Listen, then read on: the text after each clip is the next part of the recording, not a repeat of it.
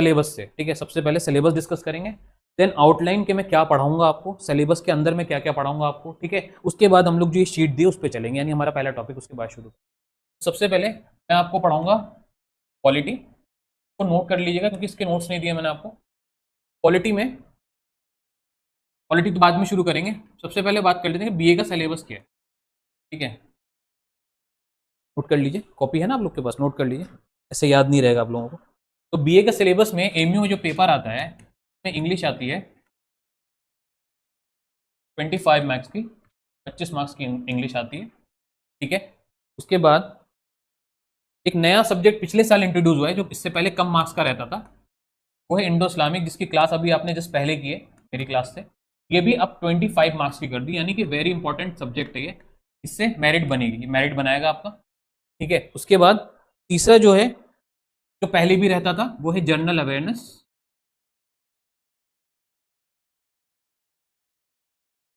General awareness and current affairs. ये आपकी 40 marks की है, यानी ये काफी बड़ी है। इसमें नॉर्मली, इसके अंदर फर्दर हमको नॉर्मली पढ़ना होता है हिस्ट्री, ज्योग्राफी, और जो मैं पढ़ा रहा हूं आपको मेरा सब्जेक्ट यानी पॉलिटी, ये मेनली है। उसके अलावा इसमें साइंस के भी कुछ सब्जेक्ट रहते हैं, जैसे बायोलॉजी, फिजिक्स, केमिस्ट्री, ये इसके अंदर जनरल अवेयरनेस में हमको पढ़ना होता है ब्रॉडली। जो बच्चे ऑनलाइन जुड़े हैं, वेलकम आपको भी एनएलसीसी क्लासेस में। ये आप बीए का सिलेबस नोट कर लीजिए जब तक, और फिर हम आपसे इंटरेक्ट करेंगे आज का हमारा पॉलिटी के टॉपिक के साथ, ठीक है। चलिए आगे, लास्ट चीज देखिएगा इसमें, सबसे लास्ट में जो रह गया आपका वो है reasoning and intelligence, reasoning and intelligence. ये थोड़ा सा मैथ का पोर्शन है, ये 10 मार्क्स का आता है, 10 मार्क्स का। तो बेसिकली मैथ का एक छोटा सा पोर्शन है, मैथ नहीं है तो घबराने की जरूरत नहीं है, बहुत इजी तरीके से आपको ये पढ़ा दिया जाएगा। तो मैथ नहीं है, मैथ का एक पार्ट है छोटा सा, रीजनिंग। ये आपका सिलेबस है, टोटल 100 मार्क्स का, टोटल 100 मार्क्स का पेपर रहता है आपका एमयू का। इसमें होती है निगेटिव मार्किंग, ये तो पता ही होगा आप लोगों को, ठीक है। नहीं पता है तो मैंने लिखवा दिया। निगेटिव मार्किंग ऐसे होती है कि एक गलत आंसर पे आपके 0.25 मार्क्स कट जाते हैं, यानी आपको मिलेंगे कितने अगर गलत आपने करा तो 0.75 मार्क्स मिलेंगे, ठीक है। क्लियर है यहाँ तक, 0.25 मार्क्स आपके कट हो जाते हैं। ये आपका टोटल पैटर्न है। अब इसी में मैं बीएलएलबी का और बता दे रहा हूँ आपको, मार्क्स की स्कीम। ऑनलाइन जो भी बच्चे हैं वो भी देख लें इसको, ओके, नोट कर लिया आप लोगों ने। अब बात होती है बीए एलएलबी की, ठीक है। बीएलएलबी आपका नहीं है फोकस, तो आप मत नोट करना चाहे, लेकिन बीएलएलबी में जो मेनली है वो आपका नॉर्मली जीके जीएस कहलाता है, ठीक है। वो आता है 40 मार्क्स का, सेम जो बीए में आता है वही सेम चीज़ यहाँ पर भी है, ठीक है। इसके सिलेबस में जैसे वही हिस्ट्री, ज्योग्राफी, पॉलिटी, साइंस, ये सारी चीज़ें इसमें भी पढ़ाई जाती है, यानी सेम 40 मार्क्स का बीए में, सेम 40 मार्क्स का बीए में। उसके बाद सवाल आता है कि बाकी चीज़ें क्या आती है, तो यहाँ पे रीजनिंग, रीजनिंग जो है यहाँ पे 15 मार्क्स की आती है, वहाँ पे बीए में 10 नंबर की आती है। सिलेबस अंदर का सेम है। रीजनिंग में बेसिकली आपके coding, decoding, arrangements, alphabet, numeric, ये सारी चीज़ें दी रहती हैं। उसके बाद अगर हम बात करें बाकी क्या है, तो यहाँ पे इंग्लिश का वेटेज बहुत ज़्यादा है, इंग्लिश यहाँ पे बहुत इंपॉर्टेंट है। इंग्लिश आती है आपकी 40 मार्क्स की, ये डिफरेंस है। इंग्लिश आती है यहाँ पे 40 मार्क्स की, टोटल आपका पेपर हो गया 85 मार्क्स का। बचे हुए जो टॉपिक है वो मिसलेनियस में आते हैं, मिसलेनियस यानी कि जैसे करंट अफेयर्स हो गया, ठीक है। साइंस, पूरी पूरी साइंस, जैसे बायोलॉजी, केमिस्ट्री प्रॉपर होगी, इसके लगभग रहते हैं 15 मार्क्स के। साथ में इसमें रहती हैं लीगल मैगजीम्स। अब यहाँ पे ये लॉ वाला पोर्शन है, तो लॉ में यही डिफरेंस है, ये एक चीज आती है जो कि इस 15 नंबर में आती है, जिसको हम लीगल मैगजीम्स कहते हैं। ये है टोटल पेपर आपका, और ये है टोटल 100 नंबर का अगेन, ठीक है, 100 मार्क्स का। तो मेरा पोर्शन ये है पॉलिटी, मैं आपको ये पढ़ाऊंगा, ठीक है, जो यहाँ फॉल करती है। आप इसमें देख सकते हैं कि इसमें इंडो इस्लामिक नहीं आती है, ठीक है, इंडो इस्लामिक नहीं है, उसकी जगह लीगल मैगजीम है यहाँ पे।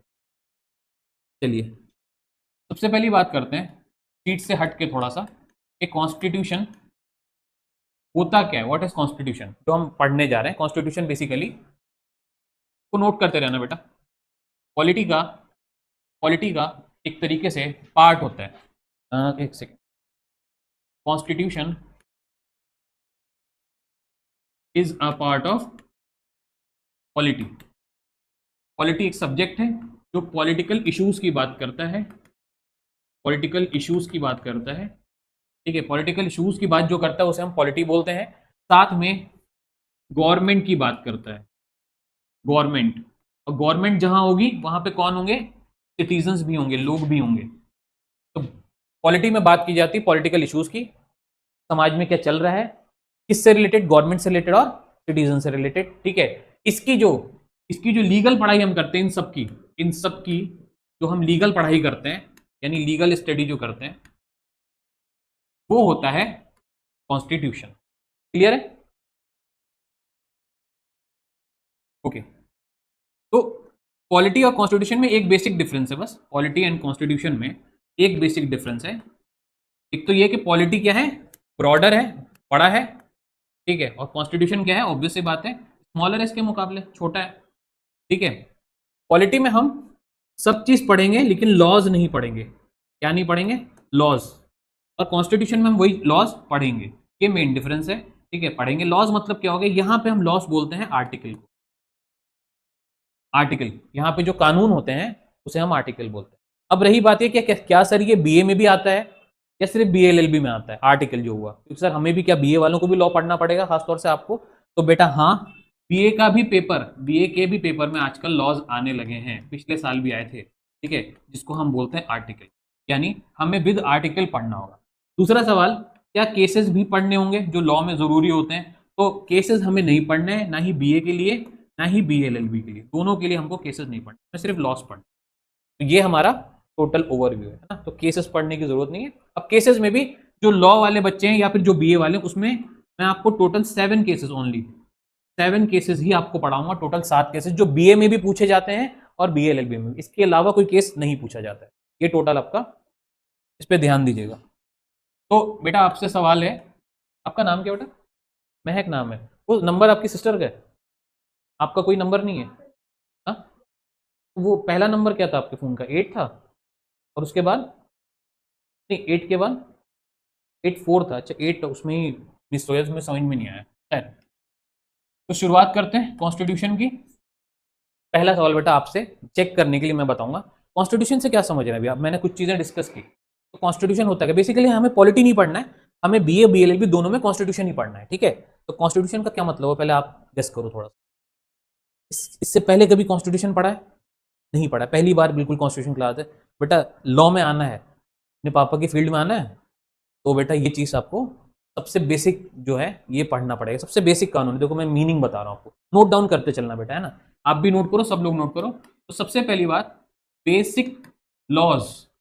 बेसिक समझते हैं, सिंपल, ठीक है। सबसे सिंपल लॉज, यानी जितने भी इंडिया में लॉज हैं, लॉज समझते हैं कानून, उन सब में सबसे आसान जो कानून है वो कौन सा है? कॉन्स्टिट्यूशन है, ठीक है। एक तो ये बात हो गई सिंपल, ठीक है। दूसरी बात, मेन लॉ। आसान तो है लेकिन सबसे मेन कौन सा लॉ है इंडिया का? सबसे मेन, यानी पहले नंबर पे किसी आप कानून को रखेंगे तो कौन सा होगा? कॉन्स्टिट्यूशन। ये उसकी कुछ खासियतें लिखते जाइएगा, ठीक है। उसके बाद इसके लिए अब मैं बुक की डेफिनेशन लिखा रहा हूं, इसको बोलते हैं basic law of land. Constitution को बोला जाता है बेसिक लॉ ऑफ लैंड। किसको? कॉन्स्टिट्यूशन को। कॉन्स्टिट्यूशन को बोलते हैं बेसिक लॉ ऑफ लैंड। अब इसका मतलब मैं समझाता हूं, नोट डाउन कर लीजिए जल्दी से। बेसिक लॉ ऑफ लैंड मतलब, जो ये लैंड मतलब हो गया इंडिया, हम इंडिया की बात कर रहे हैं, ठीक है। लैंड मतलब हो गया इंडिया, यहाँ पे यानी जमीन इंडिया की। उसका सबसे बेसिक कानून क्या है?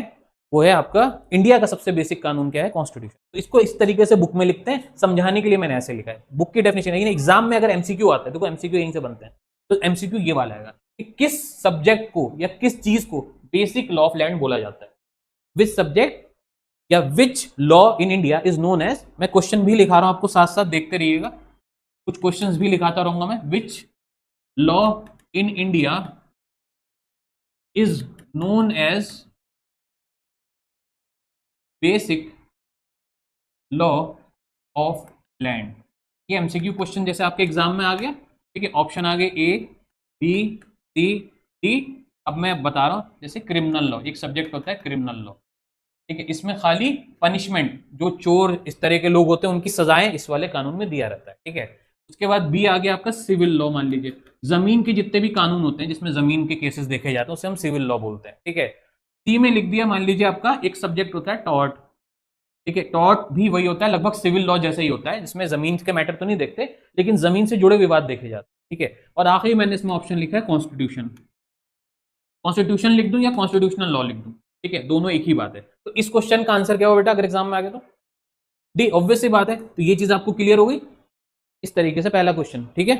पीछे आमना क्लियर है? चलो अगली चीज हम दूसरी बात करते हैं कि हमको अब पढ़ना क्या क्या, देखो अब थोड़ा सा इसका सिलेबस नोट डाउन करो कि हमको इसमें पढ़ना क्या है। कॉन्स्टिट्यूशन का आपने पढ़ लिया कि होता क्या है, डिटेल में भी पढ़ाऊंगा। सिलेबस में हमको सबसे पहले तो यही पढ़ना है कि कॉन्स्टिट्यूशन कैसे आया, मैं नॉर्मल वर्ड्स में लिख रहा हूं ताकि आप समझ सको, ठीक है, कैसे आया यानी हाउ कम, ठीक है, कैसे आया, नॉर्मल लैंग्वेज में लिख रहा हूं मैं। एक सवाल हमको ये पढ़ना अपने कोर्स में, ठीक है, क्योंकि कोई भी चीज हम पढ़ते हैं तो पहले पता होना चाहिए वो चीज आई कैसे, ठीक है। तो इसका एक जवाब मैं यहां बता रहा हूं आपको, नोट करिएगा। ब्रिटिशर्स लाए थे इसको, याद रखिएगा, ब्रिटिशर्स, ठीक है, लेकर आए थे, बाई बाई ब्रिटिशर्स। कैसे आया? तो ब्रिटिशर्स द्वारा आया, ठीक है। अब इसको मैं पूरा एक्सप्लेन करूंगा आराम से, जिस तरीके शीट दी उसमें एक्सप्लेन करूंगा। फिलहाल एक छोटा सा सवाल। दूसरी चीज, जैसे कोई आपसे पूछता है कैसे आया, तो भाई ब्रिटिशर्स या इंडिया में आए थे, पता है अंग्रेज आए थे हमारे यहाँ, पूरा रूल करके गए। तो अंग्रेजों ने किस किस पर्पज से आए थे यहाँ पे, हम पे रूल करने के लिए, कोई और मकसद था उनका, पता है आपको? आपको पता है? रूल करने के नहीं बेटा, रूल करने नहीं आए थे, बाद में रूल करा उन्होंने, रूल करना उनका मकसद नहीं था। हम ना, क्या मकसद था ब्रिटिशर्स का इंडिया में आने का? चलो अच्छी बात है कि नहीं पता है, ताकि मुझे बताने में अच्छा लगे आपको, क्योंकि बिल्कुल नए तरीके से बताना पड़ेगा। देखो वो आए थे, तो नोट कर लो, ट्रेड करने के लिए। ट्रेड जानते हैं, बिजनेस करने के लिए, इंडिया में ट्रेड करने के लिए। तो उनकी जो कंपनी थी, दूसरा सवाल आता है, आए तो थे, इसमें भी कौन आए थे? इसमें दो क्लास होती थी, देखो, Britishers divided into two parts, simply तो ऐसे लिख लो, ब्रिटिशर्स के दो पार्ट्स हुआ करते थे, ब्रिटिशर्स के दो पार्ट हुआ करते थे। एक था आपका ईस्ट इंडिया कंपनी, शायद सुना आप लोगों ने, ईस्ट इंडिया कंपनी, कंपनी को शॉर्ट में सीओ लिखते हैं, डॉट, ठीक है, मैं पूरा लिख दे रहा हूं, एग्जाम में सीओ भी लिख कर आया तो समझ जाना, कंपनी। और दूसरी था ब्रिटिश क्राउन, ब्रिटिश क्राउन, ये दो हिस्सों में बटा हुआ था, ब्रिटिश क्राउन, CROWN, क्राउन, ठीक है। ईस्ट इंडिया कंपनी बेसिकली, इसमें कौन थे, मैं डिफरेंस भी बता दे रहा हूं, दोनों में फर्क क्या था। इसमें ऑफिसर्स हुआ करते थे, कहाँ के? ब्रिटेन के, ब्रिटिश एरा के। और ब्रिटिश क्राउन में कौन हुआ करती थी? क्वीन हुआ करती थी। आपको जैसे पता होगा अभी भी वहां पे किंग एंड क्वीन रूल चलता है ब्रिटिश में, ठीक है, अभी भी वहां पे राजा और रानी होते हैं, फिलहाल वहां पे राजा चल रहा है क्योंकि रानी का पिछले साल डेथ हुई है, ठीक है। तो दो हिस्सों में था, तो अब सवाल ये आता है दिमाग में कि इनमें से पहले कौन आया इंडिया में? दो हिस्से थे, दो, मतलब समझ लो कि एक बॉडी थी, उसके दो हिस्से थे, उसमें से इंडिया में पहले कौन आया? इंडिया में पहले आया ईस्ट इंडिया कंपनी, उसके ऑफिसर्स आए, ना कि खुद रानी उठकर आ गई, ठीक है, पहले उसके ऑफिसर्स आएंगे। ये लोग आए थे इंडिया में क्या करने के लिए? ट्रेड करने के लिए। तो इसको ऐसे लिख लो कि ईस्ट इंडिया कंपनी इन ईयर बता रहा हूं मैं 1600, किस सन में आए थे मैंने बता दिया, ये एमसीक्यू क्वेश्चन है, एग्जाम में आता है। East India company in 1600 came in India for, क्या था अभी बताया मैंने, ट्रेड पर्पस, इस पर्पस से आए थे, इस मकसद से। फिर इन्होंने इंडिया में आके देखा कि इंडिया वालों को तो कुछ अकल है ही नहीं, कुछ समझ है ही नहीं, बिल्कुल इंडिया बेकार पड़ा, और इंडिया में चीजें बहुत है, रिसोर्सेज बहुत हैं जिससे हम बहुत फायदा उठा सकते हैं। तो इंडिया को उन्होंने मैनुपुलेट करना शुरू किया, लोगों को, वहां के ट्रेडर्स को या जो भी थे, और उनको अपने अंदर धीरे धीरे करते गए, और उसके बाद इन्होंने इंडिया के ऊपर क्या करना शुरू कर दिया? रूल करना शुरू, क्योंकि लोगों को अपनी ही चीजों की समझ नहीं थी। इंडिया था, इंडिया के अंदर सब कुछ था, पर इंडिया को ये नहीं पता था कि उसे यूज कैसे करें। इन लोग में दिमाग था, इनको ट्रेड ही करते थे ये लोग, तो इनको पता था कि चीजों को कैसे निकालने, जैसे पत्थर से हीरा कैसे निकालने, इनको सब कुछ पता था।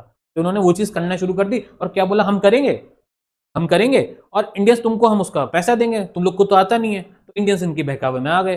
अब इन्होंने धीरे धीरे क्या, पैसा देना खत्म कर दिया, पूरा अपना सिस्टम जमाते गए ट्रेड करने के लिए, और इंडिया पर रूल करना शुरू। जैसे आपको पता हो, एक सवाल अब आगे थोड़ा सा मैं इसको, ये चीज नोट कर लिया आप लोगों ने, ऑनलाइन सबने नोट कर ली, कमेंट में बता दीजिएगा 1600 से कब तक इन्होंने रूल किया, एक सवाल ये भी आता है।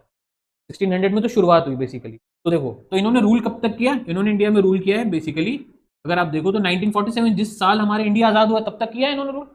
इंडिया कब आजाद हुआ है, एग्जैक्ट डेट क्या है, 15 अगस्त 1947। तो इनका रूल इतने साल चला। ठीक है, अब इसमें भी एक एरा है, एरा मतलब 1600 से। अब एक सवाल इसमें बेटा ये है, को नोट कर लो, एक सवाल इसमें ये कि हमने ये तो पढ़ लिया कि इसको शॉर्ट में बोलते हैं ईस्ट इंडिया कंपनी, ईआईसी, इसको और शॉर्ट में लिखा जाता है। तो ईआईसी आई तो 1600 में, पर मैंने बताया कि ब्रिटिश क्राउन भी था, वो कब आया, सवाल आया जहन में। तो ब्रिटिश क्राउन का जो पीरियड था आने का, वो था अराउंड 1857।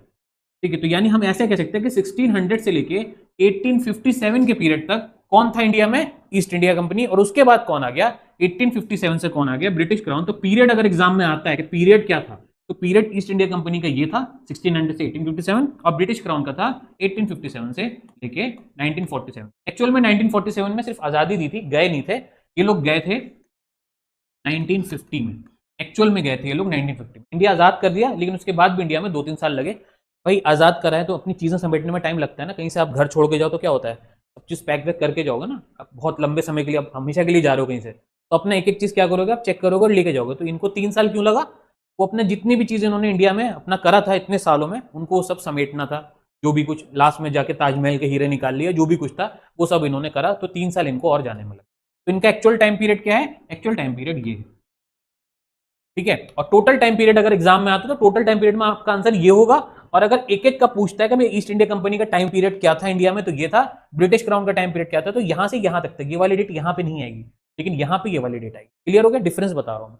ठीक है, एग्जाम में इस तरीके से घुमाता है। तो आपको मैंने यहां पे बताया, अभी स्टार्टिंग में चलता हूं मैं, जहां से सवाल उठा था कि कॉन्स्टिट्यूशन कब आया, किस ईयर में आया, है ना, पहला सवाल तुम्हारा ये था ना, कॉन्स्टिट्यूशन कैसे आया, तो ब्रिटिशर्स द्वारा आया। ब्रिटिशर्स क्यों आए थे मैंने ये भी बता दिया। अब दूसरा सवाल यहां बनता है जो एग्जाम में, कॉन्स्टिट्यूशन कब आया, इसलिए मैंने इतनी डेट आपको लिखाई। तो सेकंड क्वेश्चन जो बनता है यहाँ पे, कॉन्स्टिट्यूशन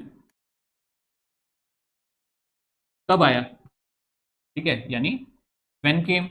ठीक है, तो कॉन्स्टिट्यूशन कब आया, जब ब्रिटिशर्स आए, मैंने बताया जब ब्रिटिशर्स आए तब कॉन्स्टिट्यूशन आया, यानी ब्रिटिशर्स कब आए 1600 में, तो कॉन्स्टिट्यूशन भी कब आया 1600 में, उन्हीं के साथ तो आया होगा। ये बात अलग है कि उन्होंने बनाया देर में। ठीक है, एक्चुअल में बनाया कब उन्होंने, उन्होंने जाके शुरुआत की कॉन्स्टिट्यूशन बनाने की आपकी 17th सेंचुरी से। ये कौन सी थी, ये थी 16 सेंचुरी, 16 है तो 16 सेंचुरी। ठीक है, ब्रिटिशर आए तो कॉन्स्टिट्यूशन के इरादे से आए, 17 सेंचुरी में उन्होंने एक्चुअल में काम करना शुरू किया, बनाना शुरू किया उन्होंने 18 सेंचुरी में। तो ये मैं आपको डिटेल में पढ़ाऊंगा, इसको नोट मत करो, ये मैं शॉर्ट में लिखवा रहा हूं आपको। शुरुआत कब हुई तो 16 सेंचुरी में, थोड़ा बहुत काम कब किया गया 17 सेंचुरी में, एक्चुअल में प्रॉपर वर्क कब शुरू हुआ 18 सेंचुरी में, और हमारे पास बन के कब तैयार हुआ, यानी ये वाली डेट है फाइनली हमारे पास बन के कब तैयार हुआ, रेडी कब हुआ कॉन्स्टिट्यूशन, वो हुआ 19 सेंचुरी। और 19 सेंचुरी की डेट आपको पता है कब है, 1947। 1947 में, सॉरी 1947 नहीं है बेटा, कॉन्स्टिट्यूशन बनने की डेट वो आजादी की डेट है, कॉन्स्टिट्यूशन बनने की डेट है ये वाली, नोट कर लो 1949, सिर्फ ये वाली डेट नोट करो। तो मैं फिर से लिख दे रहा हूं, एक सेकंड रुको, साफ साफ। अब मैं आपको बता रहा हूं कॉन्स्टिट्यूशन बना कब, क्रिएटेड, कॉन्स्टिट्यूशन क्रिएटेड ऑन, ठीक है, 26 नवंबर, डेट लिख लो 26 नवंबर 1949, क्रिएट बन के कब रेडी हुआ। और दूसरा सवाल है, इसी में दो सवाल आते हैं, constitution adopted and given to people on 26 Jan 1950। ये दोनों डेट लिख लो, ये आपके एग्जाम में अक्सर पूछी जाती है, दोनों डेट पूछी जाती है। अगर एग्जाम में लिखे क्रिएट कब हुआ तो ये डेट है, अगर पूछता है एडॉप्ट कब हुआ, ठीक है, तो वो वाली डेट। क्वेश्चन अच्छे से पढ़ना होगा आप लोगों को। 26 जनवरी और 26 दोनों ही 26 तारीख है, पर एक नवंबर की 1949 की और एक जनवरी की 1950 की। क्लियर है,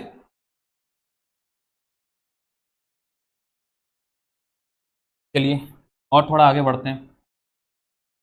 ये तीसरा सवाल ये आता है, जब ब्रिटिश ईस्ट इंडिया कंपनी रही होगी, ईस्ट इंडिया कंपनी जब रही होगी ईसीआई, और जब आपकी ब्रिटिश क्राउन रहा होगा, ब्रिटिश क्राउन रहा होगा, तो क्या उस टाइम कानून नहीं होगा, उस time, at that time India में, इंडिया में कौन सा लॉ था, which law, which law in India, बता दो विच लॉ इन इंडिया, कौन सा कानून था इंडिया में उस टाइम पे, इंडिया के अंदर कौन सा कानून था। अभी कॉन्स्टिट्यूशन हमने देखा बना तो 1949 में, और ब्रिटिशर आ गए थे 1600 में, कॉन्स्टिट्यूशन के इरादे से आए थे, या फिर ऐसे समझिए कि उन्होंने नींव रखी थी कॉन्स्टिट्यूशन की। कॉन्स्टिट्यूशन बनाने का काम ब्रिटिशर्स का नहीं था। कॉन्स्टिट्यूशन बनाया किसने है, बहुत सिंपल है, अगर एग्जाम में पूछता है कॉन्स्टिट्यूशन बनाया किसने है, कॉन्स्टिट्यूशन पता है आपको, कॉन्स्टिट्यूशन क्रिएटेड बाय होम पता है, बहुत सारे लोग थे, पर हेड कौन है उसका, जिसने गवर्न किया था, हम ना, आप पुरानी स्टूडेंट हो, हेड कौन है कॉन्स्टिट्यूशन का, बिल्कुल ठीक है, बी आर अम्बेडकर, भीमराव अम्बेडकर, सुना है नाम इनका, बेटा भीमराव अम्बेडकर साहब का नाम सुना है, अम्बेडकर सुना है, स्टैचू भी लगे रहते हैं इनके, ठीक है, दलितों के मसीहा थे, ठीक है, इन्होंने कॉन्स्टिट्यूशन, ये लिख लो, constitution created by B R Ambedkar, ठीक है, क्वेश्चन बना के लिख लो, तो कॉन्स्टिट्यूशन बनाया किसने, बी आर अम्बेडकर ने, उसको लोगों को दिया किसने, बी आर अम्बेडकर ने, सबका आंसर क्या होगा, बी आर अम्बेडकर। अब इनके साथ कुछ लोग थे टीम में, उन्होंने क्या किया, बाकी इसका बनाने में मदद की, लेकिन हेड ये थे, इनकी देखरेख में सब कुछ हुआ है, ठीक है। तो जब ये 1949 में बना है कॉन्स्टिट्यूशन, तो पहले क्या चल रहा था इंडिया में, इससे पहले भी तो भाई कहीं पर भी आप रहोगे तो वहां के कुछ कानून होते हैं, तो ब्रिटिशर रहते थे तो कोई कानून नहीं बनाते होंगे, जी हाँ, उन्होंने भी कानून बनाए थे, जिसको मैं आपको अलग एक शीट में पढ़ाऊंगा, तो बस इतना ही यहाँ पे नोट कर लीजिए कि हाँ उससे पहले भी yes there is law, law हुआ करता था, ठीक है, उस जमाने में भी उसके नाम अलग अलग थे। इससे पहले लगभग 15 कानून रहे थे इंडिया के अंदर, किसी का नाम था पिट्स इंडिया एक्ट, किसी का नाम था ब्रिटिश रूल एक्ट, इस तरीके से नाम थे, वो मैं आपको एज इट इज पढ़ाऊंगा, वो आपको बेटा मैं पढ़ाऊंगा, वो आपको रटना होगा एग्जाम के लिए। अगर आपकी मेमोराइजिंग पावर अच्छी है तो बहुत अच्छी बात है, शीट भी दूंगा, और अगर मेमोराइजिंग पावर कम है तो आपको क्या करना होगा, तो खुद से मेमोराइज करना होगा, क्योंकि उसमें डेट्स हैं बहुत सारी, ये जैसे मैंने डेट लिखी ऐसे उसमें कौन सा एक्ट कब आया, ये एग्जाम में आता है, कौन सा एक्ट कब आया उसकी एक डेट है, जैसे एक आया 1919 में, एक आया 1936 में, तो 1936 में कौन सा आई मैं ऐसा पूछ ले, ठीक है, 1936 का मैं नाम लिखाऊंगा आपको, तो ये मैं एक अलग से पढ़। अब हम लोग अपनी शीट पे चलते हैं, प्रॉपर इंट्रोडक्शन हो गया, आइए थोड़ा कॉन्स्टिट्यूशन के अंदर चलते हैं, तो हम रोकते हैं यहीं पे, आप लोग अपनी शीट पे जो मैं एडिशनल पॉइंट लिखवाऊँ वो नोट करते रहिएगा, बाकी जो जरूरी नहीं है मैं वो यहीं पे पढ़ाऊंगा। तो आज का हमारा टॉपिक ही आप हेडिंग देख सकते हैं कि journey of constitution, constituent assembly and making of constitution, यानी कॉन्स्टिट्यूशन कैसे बना, ठीक है, और उसकी जर्नी कैसी रही, और साथ में कॉन्स्टिट्यूएंट असेंबली क्या होती है, ठीक है। तो पहली चीज तो मैं आपको यही बता दे रहा हूं, यहाँ पे नोट करिएगा आप लोग भी, ठीक है, कॉन्स्टिट्यूएंट असेंबली के बारे में, सिर्फ इसके बारे में नोट करिएगा, ठीक है, ये वो असेंबली है जिसने कॉन्स्टिट्यूशन बनाने में मदद की, फॉर्म्ड, लिख लीजिएगा, यार चल क्यों नहीं रहा,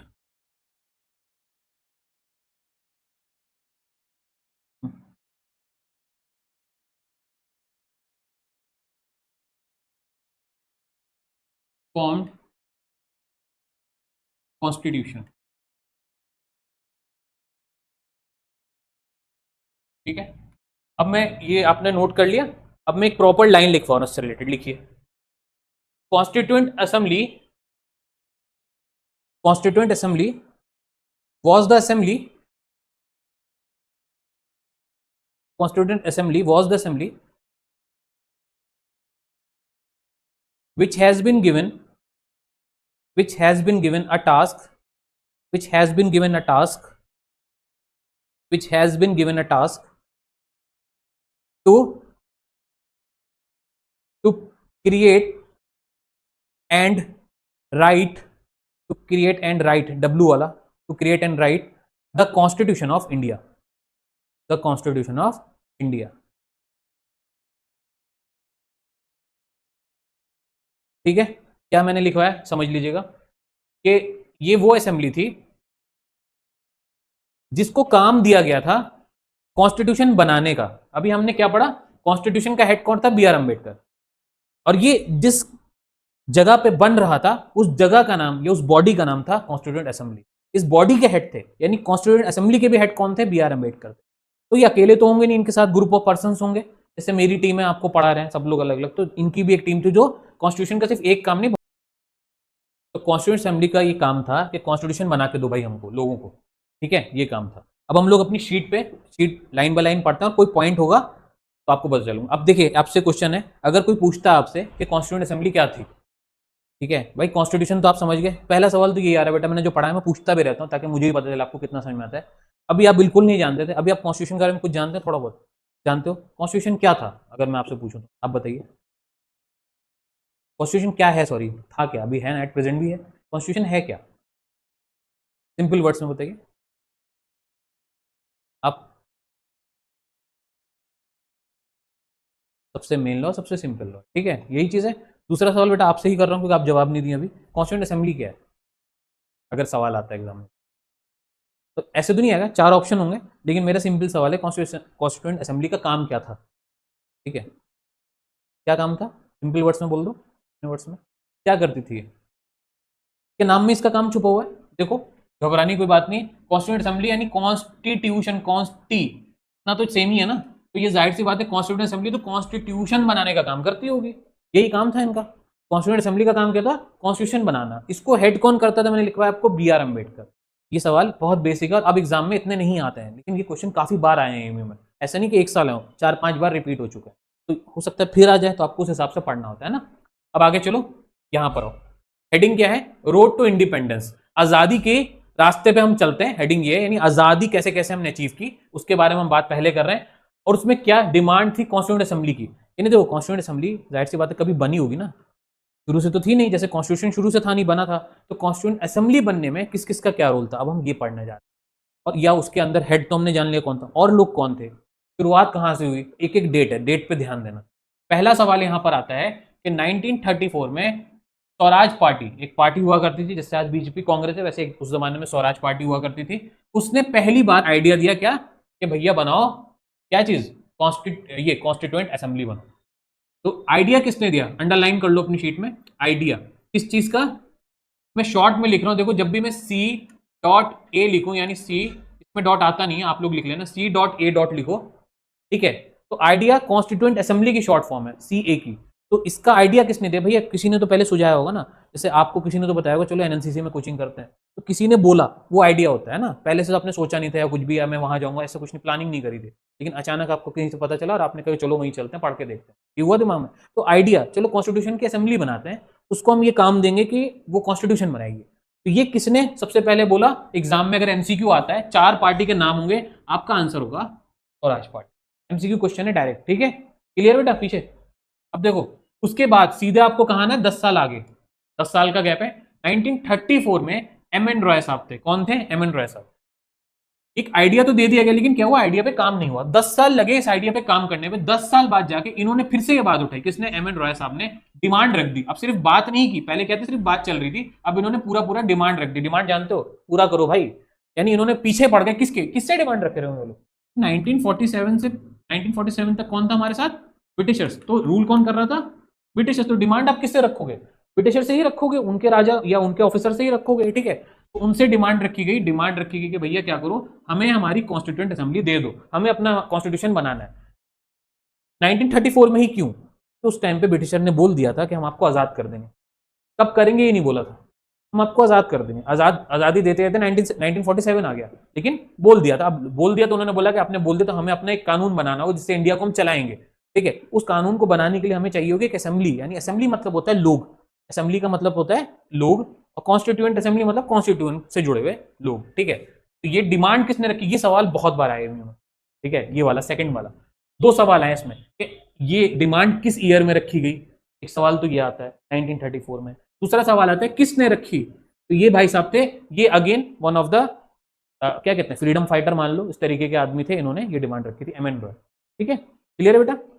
अगला पॉइंट देखो, 1 साल बाद क्या होता है, डिमांड तो रख दी इन्होंने, फिर ब्रिटिशर ने उनकी बात को थोड़ा इग्नोर कर दिया। उसके बाद आया इंडियन नेशनल कांग्रेस, ये आ गई कांग्रेस, जो आज भी आपकी कांग्रेस, यहाँ पे कांग्रेस आती है। और पहले के जमाने में कांग्रेस ही ज्यादातर रूल कर रही थी। रूल क्या कर रही थी बेसिकली, कांग्रेस शुरू से बनी हुई पार्टी, तो कांग्रेस से ही टुकड़े हुए वो मुस्लिम लीग निकली, जो पाकिस्तान चली गई फिर, ठीक है, वो अली जिन्ना साहब की, ठीक है, वो हो गई।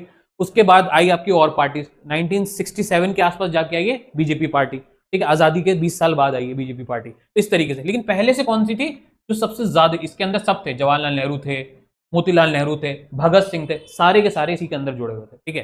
तो इंडियन नेशनल कांग्रेस ने 1935 में क्या किया, ऑफिशियली डिमांड किया कॉन्स्टिट्यूएंट असेंबली का। ऑफिशियली समझ रहे हैं आप, अब इन्होंने क्या किया ऑफिशियली, अब डिमांड एक तो मैंने आपसे बोल दिया बेटा क्लास करने आओ तो नॉर्मल होगी, एक मैंने आपको पूरा लेटर लिख करके दिया, उस पर मैंने सबके साइन कराया, आपके पापा के भी साइन कराए, सबके कराए, और ऑफिशियली कहा कि बेटा फॉर्म भरवाया आपसे, कहा आप मेरे कोचिंग के बच्चे हो, पूरा मैंने ऑफिशियली सब कुछ साइन वाइन करके आपको बिल, आपने पैसे दिए मुझे फीस, मैंने आपका एडमिशन भी लिया प्रॉपर, पूरा प्रोसेस फॉलो करने के बाद मैंने डिमांड रखी अपनी, ठीक है कि बेटा इतने पैसे आप मुझे दो, सब कुछ कराने के बाद, ठीक है। तो उसी सेम तरीके से इन्होंने भी डिमांड रखी, लेकिन रिटन फॉर्म में, ऑफिशियली मतलब हो गया रिटन फॉर्म में, जिसमें ब्रिटिशर ने भी साइन किया, अब तक ब्रिटिशर साइन नहीं कर रहे थे, यहाँ पे ब्रिटिशर्स ने भी साइन किया और इन लोगों ने भी साइन किया और बोला कि अब हम क्या करेंगे, कॉन्स्टिट्यूएंट असेंबली आपको देंगे बनाने के लिए।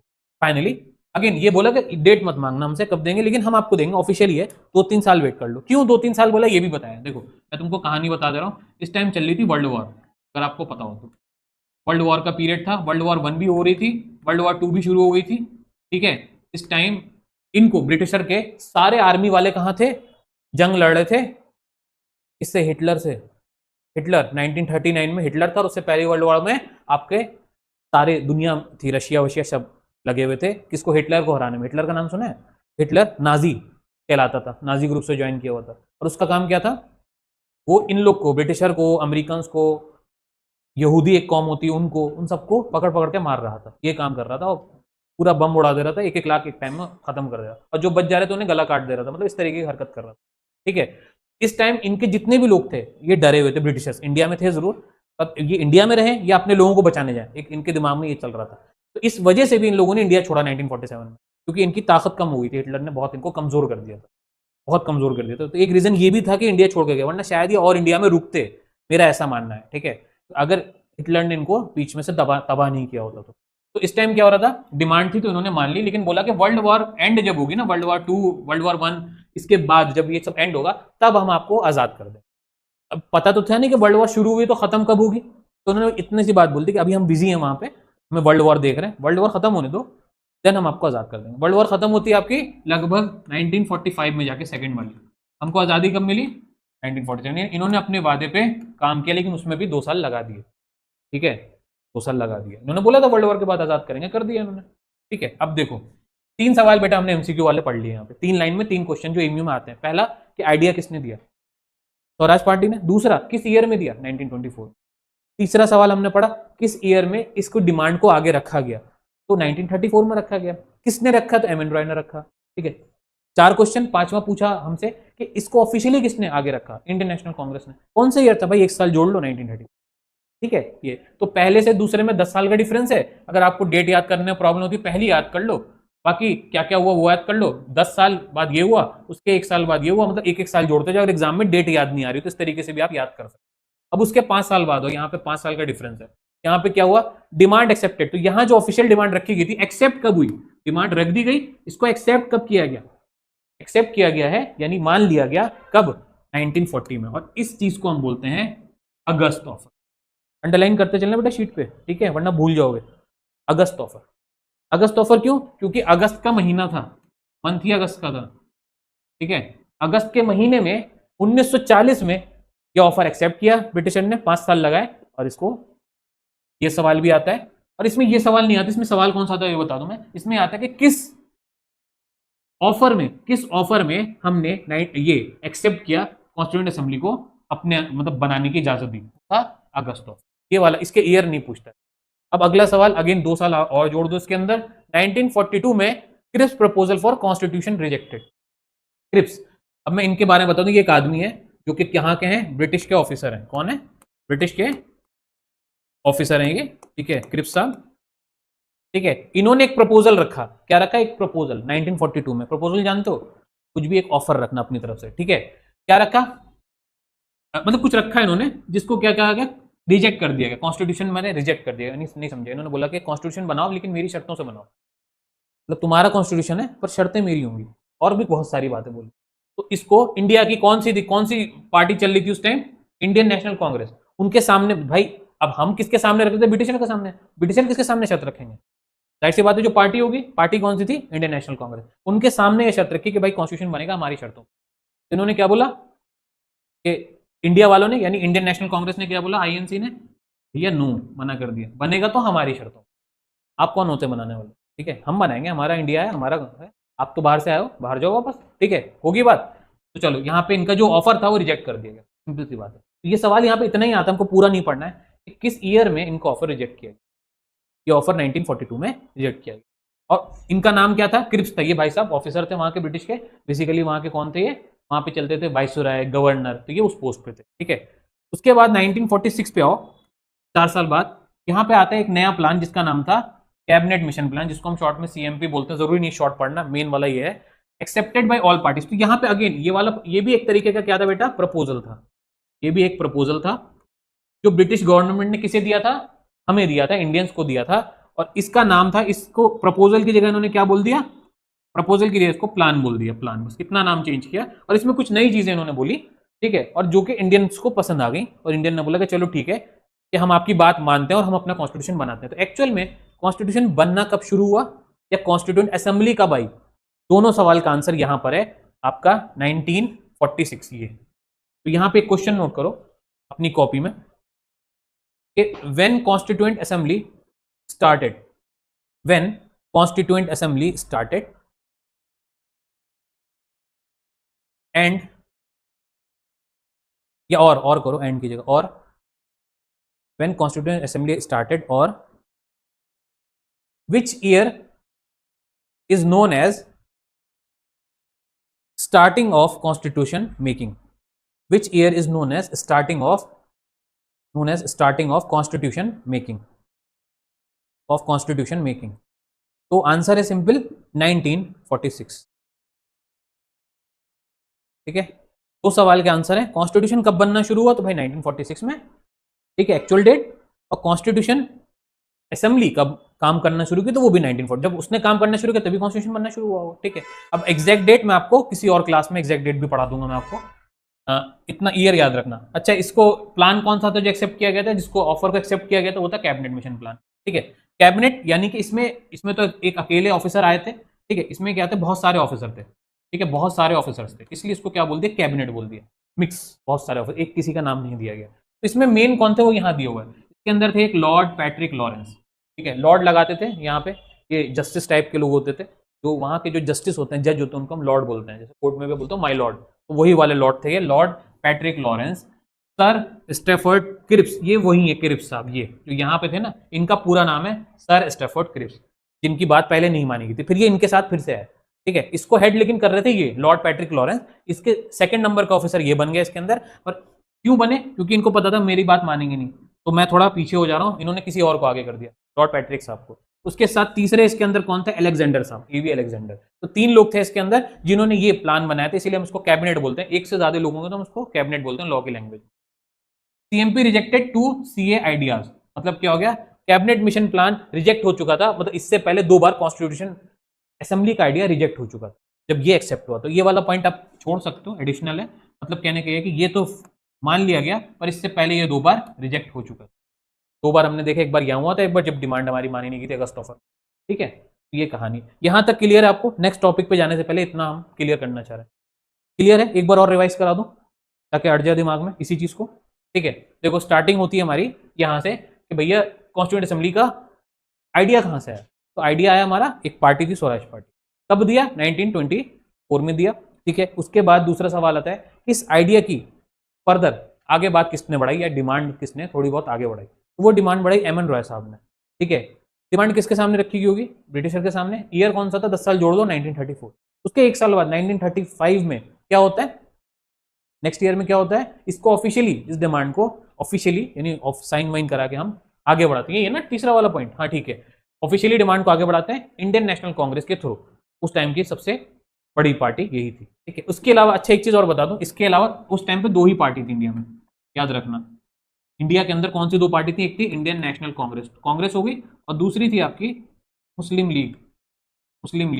मुस्लिम लीग वो है जो पाकिस्तान चली गई और पाकिस्तान बनाया, ये मुस्लिम लीग है, इंडिया छोड़ के चली गई, और इंडियन नेशनल कांग्रेस इंडिया ही में रही, ये इंडिया में जो आज भी आपके सामने इंडिया, ठीक है। तो ये 2 पार्टी, तो साथ में थोड़ा बहुत हिस्ट्री का भी पोर्शन आपको बताया जा रहा हूं मैं, ताकि आपको समझ में आ जाए।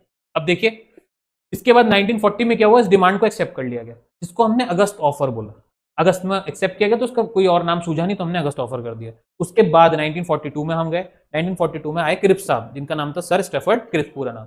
इन्होंने एक प्रपोजल रखा एक ऑफर रखा जो कि हमें पसंद नहीं आया, हम लोगों ने रिजेक्ट कर दिया, बस इतनी सी बात होगी। बेसिकली इंडियन नेशनल कांग्रेस ने एक्सेप्ट कर लिया था, मैं आपको बताऊं, मुस्लिम लीग ने रिजेक्ट कर दिया था। दो पार्टी के और दोनों के फैसले से ही कोई काम होता था इंडिया में। तो अगर एक भी रिजेक्ट कर रही है तो क्या होगा, दूसरे वाले पर उसका असर होता है, इसलिए उसने भी रिजेक्ट कर दिया। यानी कांग्रेस को तो पसंद आया था लेकिन मुस्लिम लीग को पसंद नहीं आया।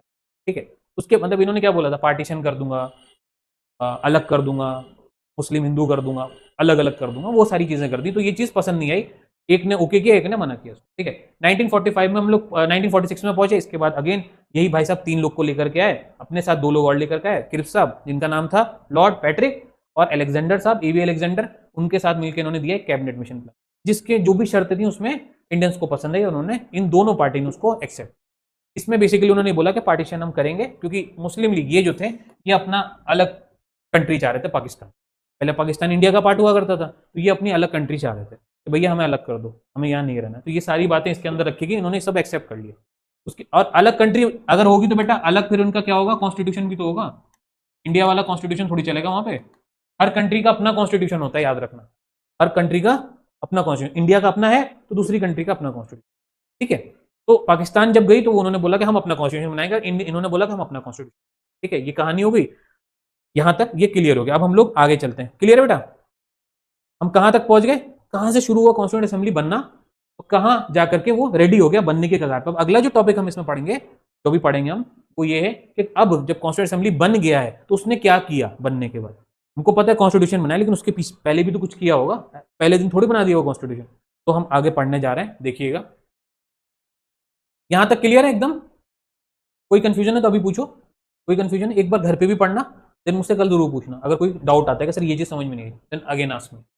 Constituent assembly composition. अब देखो इसमें हम बता रहे हैं बेसिकली कि कॉन्स्टिट्यूएंट असेंबली जो बनी थी उसमें क्या क्या था, कौन कौन लोग जुड़े हुए थे, क्या क्या था। रिप्रेजेंटेशन एंड स्ट्रक्चर, तो यानी इसका स्ट्रक्चर क्या था, मतलब वही हो गया, कितने लोग जुड़े थे, क्या था इसके अंदर। अब देखिए कॉन्स्टिट्यूएंट असेंबली को हम सीए लिखते हैं शॉर्ट में, मैंने पहले बता दिया। कॉन्स्टिट्यूटेड इन एक्चुअल डेट, ऊपर हमने इससे ईयर पढ़ा था 1946, एक्चुअल डेट यहां लिखी हुई है, आपको इसको अंडरलाइन कर लीजिए। नवंबर 1946 तो था ही, इस महीने में बनी थी कॉन्स्टिट्यूएंट असेंबली, नवंबर में जाके फॉर्म हुई थी, नवंबर के 1946 में। और किसके तहत बनी थी हमने पीछे ही पढ़ा, किसने इसको ओके किया था, कैबिनेट मिशन प्लान ने, हमने पिछले वाली लाइन में पढ़ा ही है। उसके बाद देखिए seats allotted as per population portion, इसमें जो सीट का बंटवारा होता था, ये पॉइंट एग्जाम के लिए रिलेवेंट नहीं, सिर्फ समझने के लिए, सीटें कैसे बांटी जाती थी। अगर इनके साथ आपको कोई पूछता है तो आज भी और तब भी दोनों जमाने में पॉपुलेशन के हिसाब से सीटें बांटी जाती है। यानी अलीगढ़ शहर में अगर किसी को वो देना है, आपको क्या कहते हैं, विधायक की पोजीशन देनी है, और आपको कोई छोटा शहर है, मान लो कि संबल है या कोई जगह, वहां पे विधायक की पोजीशन देनी है, तो लोग जितने हैं ना उतनी सीटें काउंट की जाती है, उनको उसके हिसाब से एरिया दिया जाता है इलेक्शन लड़ने के लिए।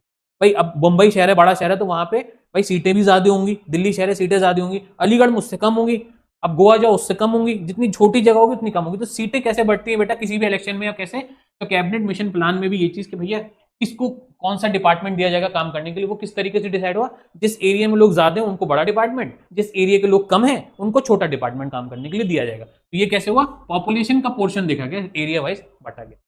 तब ये हो रहा था ना कि भाई मुझे भी ये डिपार्टमेंट चाहिए, मुझे भी होता नहीं, एक पोजीशन को लेकर 2 लोग लड़ने लगते हैं कि मुझे भी प्रेसिडेंट बनना है, मुझे भी प्रेसिडेंट बनना है। तो नहीं भाई, अगर आपके एरिया में लोग ज्यादा हैं तो आप प्रेसिडेंट, सीधी बात कर दी उन्होंने। ठीक है, इस तरीके से। Voting by method of proportional representation, इसको अंडरलाइन करो बेटा, वर्ड प्रोपोर्शनल रिप्रेजेंटेशन। देखो वोटिंग जानते हो, इलेक्शन होता है, आप में से किसी ने वोट तो दिया नहीं होगा, अभी दिया है, दोगे अब होगा तो। सब लोग बन गया, सबका वोटर आईडी बन गया, आपका नहीं बना है, तुम्हारा नहीं बना है, बनवा लो, किसका वेट कर रहे हो, 18 नहीं हो तुम लोग अभी, हो गए इस साल हो जाओगे आप, हो गए तो बनवा लो, फिर किसका वेट कर रहे हो आप। वोटिंग बहुत अच्छा अधिकार है हमारा। ठीक है, यहाँ पे बेसिकली इस लाइन में हम क्या पढ़ रहे हैं, देखिए इस वोटिंग से ही ना, ये जो वोटिंग होती है इसी से ना गवर्नमेंट बनती है, वो गिरती है, पता है ना, ये चीज तो पता होगा आपको। गवर्नमेंट कहीं पर भी बनती है तो वो बनती है वोटिंग के प्रोसेस से। ठीक है, इंडिया में जो तरीका फॉलो किया जाता है ना तब भी, यानी जब ये बनी थी असेंबली और अब भी, उस तरीकों को हम बोलते हैं, वोटिंग के तरीके को हम बोलते हैं प्रोपोर्शनल रिप्रेजेंटेशन। मैं ये पॉइंट क्यों पढ़वा रहा हूँ आपको, जो वोटिंग होती है वो किस तरीके से होती है, उसका नाम क्या होता है, उसे हम बोलते हैं प्रोपोर्शनल रिप्रेजेंटेशन। यानी कैंडिडेट कैसे चुना, भाई सीधे वोटिंग तो हो नहीं जाएगी कि मैं खड़ा हो जाऊं मैं कैंडिडेट बन जाऊं, ऐसा तो नहीं होता ना। कैंडिडेट कैसे चुना जाएगा, किन लोगों में से चुना जाएगा, उस तरीके को हम बोलते हैं प्रोपोर्शनल रिप्रेजेंटेशन। इस तरीके से चुना जाता है। ठीक है, किसी टीम में कोई प्लेयर किस बेसिस पे चुना जाएगा, भाई वो खिलाड़ी होना जरूरी है है ना भाई, कोई पढ़ाने वाला उसमें नहीं चला जाएगा, खिलाड़ी नॉर्मल क्या होता है, खिलाड़ी होना चाहिए। ऐसे ही प्रोपोर्शनल रिप्रेजेंटेशन ये बताता है कि कौन कौन लोग एलिजिबल होंगे इलेक्शन में खड़े होने के लिए। अब देखो इसका मतलब क्या होता है समझ लो, यहीं पे फिर मैं इलेक्शन के एक चैप्टर भी आपको पढ़ाऊंगा, उसके अंदर मैं आपको पूरा इलेक्शन प्रोसेस पढ़ाऊंगा, ठीक है। प्रोपोर्शनल रिप्रेजेंटेशन का मतलब ये होता है कि ये है और आप है, ठीक है, इन दोनों में हमें वोट देना है। तो देखो नॉर्मली क्या होता है, हम किसी कैंडिडेट को जाके वोट देते हैं तो हम किसी एक को देते हैं ना, कहीं भी इलेक्शन होगा इतना तो पता होगा आप लोगों को कि हम जब वोट देने जाते हैं तो किसी एक कैंडिडेट को दे करके आता है, ठीक है। वो कैंडिडेट किसी पार्टी का होता है, ये होता है ना, हम उस कैंडिडेट को ये थोड़ी हम पूरी पार्टी को दे आते हैं, हर कैंडिडेट को थोड़ी दे रहे होते उस पार्टी के, अलीगढ़ में भी दे रहे हैं, फिर उसी पार्टी के जाके संभल में भी दे रहे हैं, दिल्ली में भी दे रहे हैं, ऐसा तो नहीं करते ना, एक जगह एक कैंडिडेट को दे दिया। प्रोपोर्शनल रिप्रेजेंटेशन में थोड़ा सा डिफरेंस होता है, यहाँ पे होता है ना कि अगर आप 3 लोग कैंडिडेट हो तो मैं तीनों को वोट दूंगा, ठीक है, मैं तीनों को वोट दूंगा, ये होता है प्रोपोर्शनल। प्रोपोर्शनल मतलब होता है बराबर का बांट दो। Proportion is an English word, या फिर मैं बोलूं केमिस्ट्री में भी यूज होता है, प्रोपोर्शन में बांट दो, ठीक है। यानी मेरा जो वोट है वो मैंने इनको भी दिया, इनको भी दिया और आपको भी दिया, यानी किसी को नहीं छोड़ा, सबको वोट दिया। कैसे, ये कैसे पॉसिबल है? तो ये जो वोटिंग जो तरीका होता है ये कहाँ होता है, ये होता है बेसिकली ऑफिस में।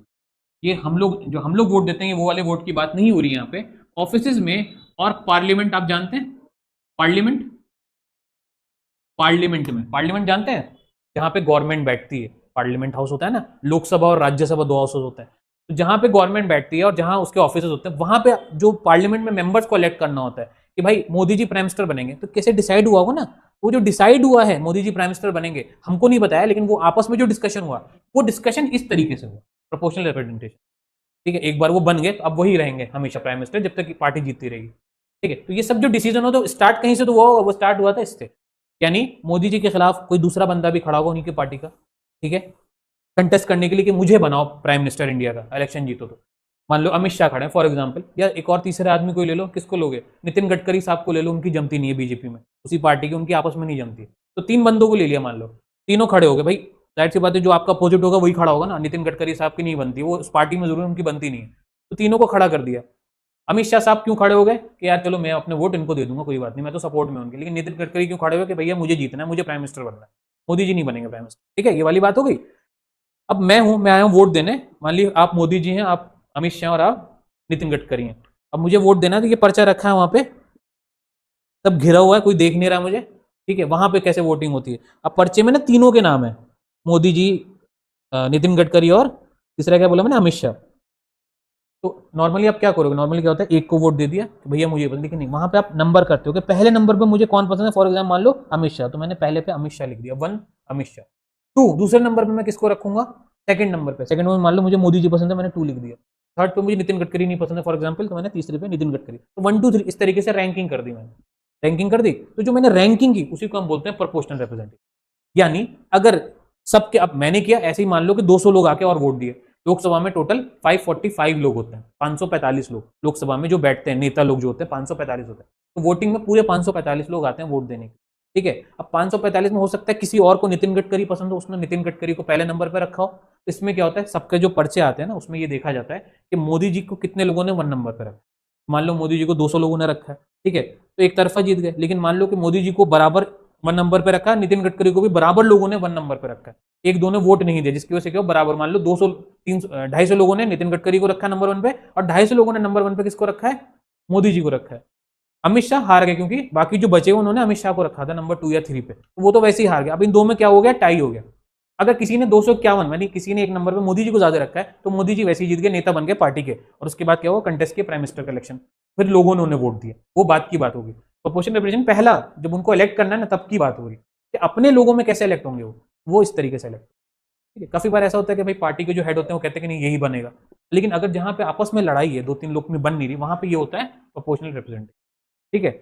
अब जहां पे मैं क्यों बता रहा हूं, जहां पे मान लो कि एक तरफा जीत गए तो मोदी जी जीत गए, लेकिन अगर मान लो टाई हो गया, 250-250 वोट बढ़ गए, तो वहां पे आता है ये सिंगल ट्रांसफरेबल वोट, ये वाली लाइन आती है, इसलिए मैं समझा रहा था। सिंगल ट्रांसफरेबल वोट क्या होता है, अगर मान लो टाई है सिर्फ तभी आएगा। प्रोपोर्शनल रिप्रेजेंटेशन मतलब मैंने सबको वोट दिया, आपको बस इतना याद रखना, प्रोपोर्शनल रिप्रेजेंटेशन मतलब मैंने सबको वोट दिया बारी बारी 1 2 3 करके, ठीक है। यानी अगर ये नहीं जीता तो भैया दूसरे वाले को आप जिता दो, मतलब मुझे ये दूसरे नंबर पर पसंद है, दूसरा वाला नहीं जीत रहा, मान लो कि तीसरे वाले को सबसे ज्यादा वोट मिले और मेरा वोट वेस्ट हो रहा है, तो भैया मेरे तीसरे वाले का वोट पहले वाले में ट्रांसफर कर दो, इसलिए रैंकिंग होती है, ठीक है।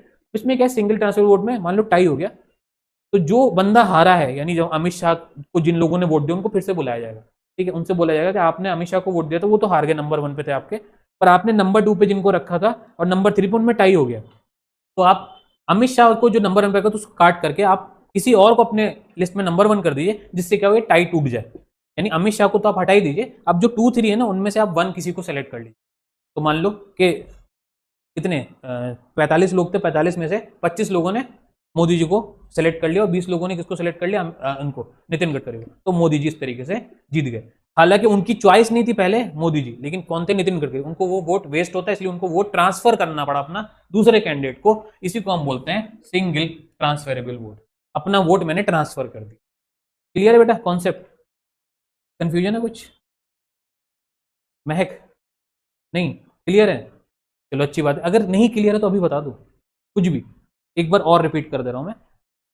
प्रोपोर्शन में ये होता है कि आप सबको वोट देते हो, ठीक है, अगर टाई हो जाए, अगर एक कोई जीत गया तो कोई बात नहीं, लेकिन अगर टाई हो जाए तो आता है सिंगल ट्रांसफरेबल वोट। यहाँ पे आप अपने वोट क्या करते हो, किसी दूसरे को, अगर टाई तोड़ना हो तो अपना वोट आप किसी दूसरे को दे देते हो जाकर के। भैया ये वाला नहीं जीता मेरा, तो चलो इस वाले को दे दो, हम उसको क्या कहते हैं, सिंगल ट्रांसफरेबल। ये नॉर्मल इलेक्शन में नहीं यूज होता है, ये बड़े इलेक्शंस में यूज होता है, जहां पे ऊपर पॉलिटिक्स चल रही थी वहां पे इलेक्शन के लिए यूज किया जाता है, ठीक है। तो पहले भी उस जमाने में भी कैबिनेट मिशन प्लान में कौन होगा कौन नहीं होगा उसका डिसीजन इसी प्रोसेस से किया गया, ठीक है। अब आगे आइए, constituent assembly was partly nominated by heads of princely state and partly elected body in British province. इस पॉइंट को काट दो बेटा, एडिशनल है, छोड़ दो उसको, ये आप छोड़ दो, ये वाला पढ़ो, ये छोड़ देना, काट देना। इनडायरेक्टली इलेक्टेड, तो यहाँ पे जो भी मेंबर्स थे वो इनडायरेक्टली इलेक्ट किए। देखो दो तरीके से इलेक्शन होता है, एक होता है डायरेक्टली डायरेक्टली और एक होता है इनडायरेक्टली। इलेक्शन दो तरीके का होता है, इनडायरेक्टली और डायरेक्टली। ये आपकी टाइप्स हैं, 2 टाइप्स हैं इलेक्शन की। किसी भी इलेक्शन को आप दो तरीके से देखते हो, एक होता है डायरेक्ट और एक इनडायरेक्ट। देखो यहाँ पे जो प्रोसेस फॉलो किया जाता है इनडायरेक्टली और डायरेक्ट में क्या फर्क होता है, जब हम किसी को खुद वोट दें, जो सामने हमारे मौजूद है उसको हम वोट दे रहे हैं, तो हम बोलेंगे डायरेक्ट हमने उसी को वोट दिया, ठीक है। पर अगर हमने किसी को वोट दिया और उसने जाके किसी और को वोट दिया तो हम उसे बोलेंगे इनडायरेक्ट। अब इसको एग्जाम्पल से समझो, इनडायरेक्ट कब होता है, जब हम किसी एमपी को इलेक्ट करते हैं, जैसे अलीगढ़ में एमपी सतीश गौतम है ना इस टाइम, या क्या एमएलए है वो, जो भी है एमएलए या एमपी, किसी को भी हमने वोट दिया, हमने दिया ना वो वोट जाकर के, बीजेपी को डायरेक्ट वोट नहीं दिया हमने, हमने किसको वोट दिया है, उस कैंडिडेट को वोट दिया। वो कैंडिडेट जीत गया तो हमने बीजेपी के कैंडिडेट को वोट दिया, तो हम क्या बोलेंगे, डायरेक्टली। अगर हमने उस बंदे को वोट दिया तो हम बोलेंगे डायरेक्टली वोट दिया हमने। पर उसने जाके, अब उसका काम क्या होता है, हम इनको क्यों इलेक्ट करते हैं, ये जाके सरकार बनाते हैं, अलग अलग जगह से जीत कर आएंगे और फिर क्या होगा, अपने में से एक बंदा चुनेंगे जो कि देश का सीएम बनेगा या फिर देश का पीएम बनेगा, चीफ मिनिस्टर और प्राइम मिनिस्टर, ये लोग इलेक्ट करते हैं। हम चीफ मिनिस्टर को वोट नहीं देते हैं कभी भी, नहीं हम प्राइम मिनिस्टर को वोट देते हैं कभी, हम एमपी एमएलए को वोट देते हैं हमेशा, ठीक है। और एमपी एमएलए जाकर के क्या करते हैं, अपना वोट देते हैं सीएम या फिर पीएम को। तो जो हमारा वोट से वो गए और उन्होंने हमारे वोट के बाद, जीतने के बाद वहां जाके पीएम और सीएम को इलेक्ट किया, तो ये जो प्रोसेस हो गया ये हो गया इनडायरेक्टली। यानी हमारा ही वोट था जो कि ये जीते और इन्होंने जाके किसी और को दे दिया, हमसे वो वोट कहीं और जाके ट्रांसफर हो गया, तो हम इसको बोलेंगे इनडायरेक्टली। और अगर यही वोट हमने डायरेक्ट पीएम को दिया होता, बीच में कोई होता ही नहीं, तो हम बोलते हैं डायरेक्टली। जैसे हमने एमपी को डायरेक्ट वोट दिया तो हम बोलेंगे डायरेक्ट वोट दिया, ये डिफरेंस है। तो यहाँ पे कॉन्स्टिट्यूएंट असेंबली में जो वोटिंग प्रोसेस था वो क्या था, इनडायरेक्टली। यानी कहने का मतलब यहाँ पे लोगों ने पहले किसी को वोट दिया होगा और आपस में फिर इन लोगों ने अपने इलेक्ट करके किसी तीसरे को वोट दे दिया होगा, ठीक है। क्लियर हो गया? एमसीक्यू कैसे आएगा कि कॉन्स्टिट्यूएंट असेंबली में कौन सा इलेक्शन प्रोसेस यूज किया जाता था, तो इनडायरेक्ट वाला तरीका क्या था, तो प्रोपोर्शनल रिप्रेजेंटेशन। और अगर टाई होता है तो क्या फॉलो करते थे, सिंगल ट्रांसफर, ठीक है। ओके नेक्स्ट पॉइंट पे चलते हैं, ये टॉपिक के बाद मैं रुक जाऊंगा, 2 टॉपिक आज कर लेते हैं जो कि यहीं तक है। देखिए उसके बाद क्या है, Mahatma Gandhi was not part of constituent assembly. एक बहुत सवाल आता है कि क्या महात्मा गांधी भी कॉन्स्टिट्यूएंट असेंबली का पार्ट थे? भाई सीधा जवाब है कि नहीं थे, ठीक है। उनको पॉलिटिक्स से कोई मतलब नहीं था, वो अपना अलग चलते थे। पॉलिटिक्स वाले लोग जवाहरलाल नेहरू और ये लोग हुआ करते थे, ठीक है। तो सीधा एमसीक्यू सवाल, उस टाइम पे जो बंटवारा हुआ सीटों का, उस टाइम पे जो सीटों का बंटवारा हुआ, तो आज जो आप देखते हैं, आज क्या है बेटा, स्टेट्स होती हैं आज, हाँ चला गया, चलो मैं ऐसे ही बता दे रहा हूँ, हैंग कर गया शायद। स्टेट्स होती हैं आज की डेट में, स्टेट्स होती हैं। अलीगढ़ उत्तर प्रदेश के अंदर आता है, राजस्थान में ये सारी चीज़ें हैं, ये स्टेट्स हैं ना। टोटल कितने स्टेट्स हैं हमारी इंडिया में इस time, how many states are there, बताइए। देखिए इन्होंने बिल्कुल सही बताया है, ये वाला पॉइंट भी आप यहीं पे चाहे तो नोट कर लो, आप लोग को अगर नहीं पता हो तो। हमारे इंडिया जो है ना, इंडिया में इस टाइम हमारे पास 28 स्टेट्स हैं, 28 स्टेट्स। और दूसरा सवाल आता है, एक और चीज़ होता है बेटा, यूनियन टेरिटरी। यूनियन टेरिटरी कितनी है, यूनियन टेरिटरी, ये टेरिटरी कर लेना इसको, TORY, ये है हमारे पास 8। तो टोटल हमारे पास अगर हम देखें तो 36 जगहें हैं, जिसमें से 28 स्टेट का दर्जा पाई हुई है और यूनियन टेरिटरी 8 है। स्टेट के पास ज्यादा पावर होती है और यूनियन टेरिटरी के पास कम पावर होती है। बेसिकली यूनियन टेरिटरी स्टेट का सब पार्ट होती है। ठीक है, यहां तक तो क्लियर है। उसके बाद हम आगे चलते हैं। अच्छा, ये जो स्टेट्स है ना, ये यही स्टेट को हम उस जमाने में, कब, आजादी से पहले, तो इन्हीं स्टेट को हम बोलते थे उस जमाने में प्रिंसली स्टेट। आज हम स्टेट बोलते हैं, इन्हीं का अर्लियर नेम है प्रिंसली स्टेट। समझ गए? स्टेट को हम पहले क्या बोलते थे, प्रिंसली स्टेट बोलते थे। देखो, आजादी से पहले हमारे यहाँ ब्रिटिशर थे, लेकिन ब्रिटिशर के अलावा कौन थे जो गवर्न करते थे स्टेट को? तो जो गवर्न करते थे स्टेट को वो कौन थे? प्रिंस हुआ करते थे। पता है आपको? राजा महाराजा तो थे ना, भले ही ब्रिटिशर कंट्रोल किए हुए थे, नवाब हुआ करते थे, राजा महाराजा हुआ करते थे भाई, वो भी थे, तांतिया टोपे साहब भी थे, ये भी थे, क्या नाम इनका, शिवाजी भी थे, बहुत सारे लोग थे जो क्या करते थे, अपना अपना राज्य संभाल रहे थे, राज्य बोला जाता था। वो राज्य को हम इंग्लिश में क्या कहते हैं? प्रिंसली स्टेट कहते हैं। ठीक है, इतनी सी बात है, प्रिंसली स्टेट कहते हैं। ठीक है, तो the area, the state which are govern by, the area और state which are govern by prince, राजा, वो हम बोलते हैं प्रिंसली स्टेट। उस जमाने में, अपनी शीट में देखिए, शीट में देखिए, जब तक ये अटक रहा है, 2 ही लाइन पढ़ानी है।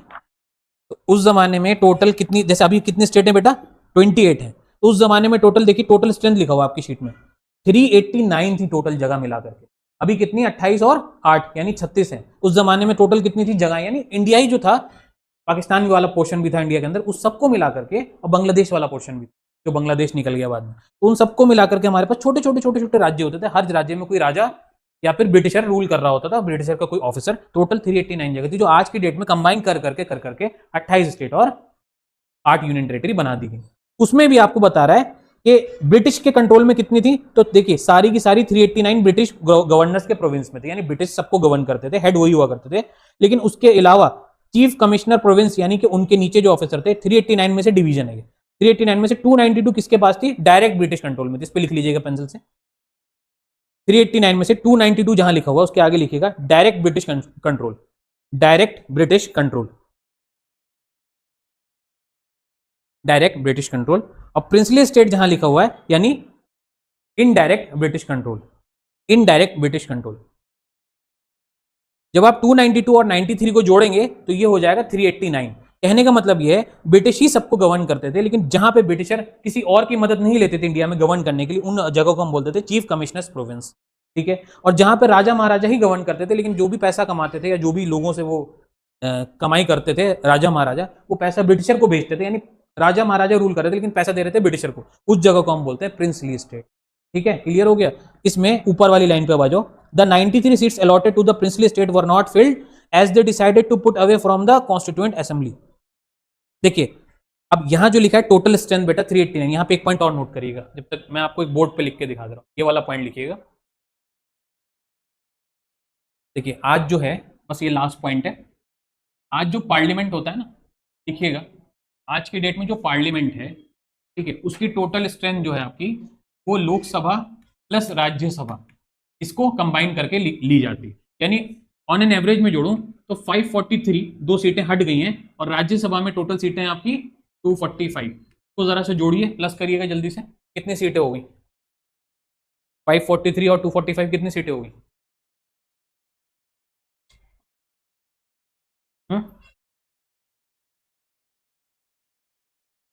हाँ ठीक है, 8 8 और 5 to 7 788 हो गई। तो देखिए, इस टाइम पे टोटल जो बंटवारा है, मतलब स्टेट्स के अंदर टोटल कितने मिनिस्टर्स बैठे हुए हैं सब स्टेट मिला करके 788, ये स्ट्रेंथ है। ठीक है, उस जमाने में यही बता रहा है कि उस जमाने में, यानी 1946 पढ़ रहे हैं ना, 1946 में जो यही पार्लियामेंट की जो स्ट्रेंथ थी, इसी पार्लियामेंट बना नहीं था, लेकिन इसी पार्लियामेंट की जो स्ट्रेंथ थी, लोग भाई उस जमाने में भी तो नेता ये सब लोग कहीं बैठते होंगे ना, उसकी जो स्ट्रेंथ थी वो कितनी थी? आज 788, उस टाइम पे कितनी थी?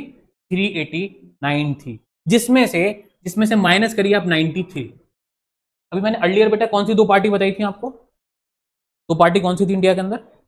इंडियन नेशनल कांग्रेस और मुस्लिम लीग। तो ये 389 में जो आपकी जो पार्टी थी, यानी ये जो 389 स्ट्रेंथ थी, ये तो सब पार्टी को मिला करके, आज बीजेपी, कांग्रेस, समाजवादी सब मिला करके, ऐसी उस जमाने में 2 पार्टी थी, इंडियन नेशनल कांग्रेस और मुस्लिम लीग। ये उन दोनों की स्ट्रेंथ मिलाकर के कितनी थी? 389। 2 ही पार्टी हुआ करती थी बड़ी। ठीक है, इसमें से 93 मुस्लिम लीग वाले, कितने मुस्लिम लीग के थे 93 इसमें से, तो आप इसको माइनस करिएगा, कितने बचे, माइनस करिएगा 6, 38 में से 9 गया 29, 296, 296 लोग कौन थे, इंडियन नेशनल कांग्रेस वाले, यानी इंडियन नेशनल कांग्रेस में कितने लोग थे 296 और 93 किसमें थे, मुस्लिम लीग में। तो यहां पे क्या लिखा हुआ बेटा, द 93 सीट्स अलॉटेड शीट में आपके to the princely state were not filled as they decided to stay away from the constitution. तो मैं क्या बता रहा हूं कि 93 मुस्लिम लीग वाले क्या हुए, ये चले गए कहां, बाद में पाकिस्तान।